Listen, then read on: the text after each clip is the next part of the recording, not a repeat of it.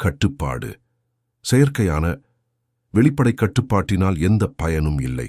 உள்ளார்ந்த இயல்பான கட்டுப்பாடு மட்டும் போதும்.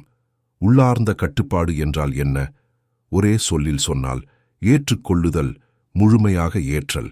எதையும் முழுமையாக ஏற்பதுதான் அது. பகுதியேற்பு என்பது முரண்பட்ட சொற்றொடர். வாழ்வதென்றால் வாழு, சாவதென்றால் செத்துப்போ, வேதனைப்படுவதானால் படு. அப்புறம் எதுவுமே பிரச்சனை கிடையாது. ஆவல் இல்லை, தவிப்பு இல்லை. என்ன சுதந்திரம் அது! ஒருவர் ஒரு ஜென் குருவிடம், கொடிய வெப்பம் எப்படி தப்பிப்பது என்று கேட்டார். வெப்பமும் குளிரும் இல்லாத இடத்திற்கு போய்விட்டால் போகிறது என்றார் குரு.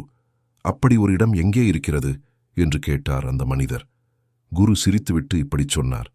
கோடையில் வியர்க்கிறோம், குளிரில் நடுங்குகிறோம்.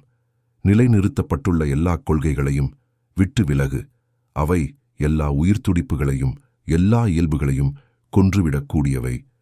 முன்கூட்டியே முடிவெடுக்கும் பொறியில் அகப்பட்டுக் கொள்ளாதே. அவை உன்னுடைய பிரக்ஞையை ஒரு தேங்கிய குட்டையாக்கிவிடும். கடலைச் சந்திக்க உனக்கு ஆற்றல் மிக்க ஒன்று தேவைப்படுகிறது. உயிர்த்துடிப்புடன் இரு, தேங்காத நீரோடையாயிரு. அப்போது உன் குறிக்கோள் உனக்கு அருகில் அமையும்.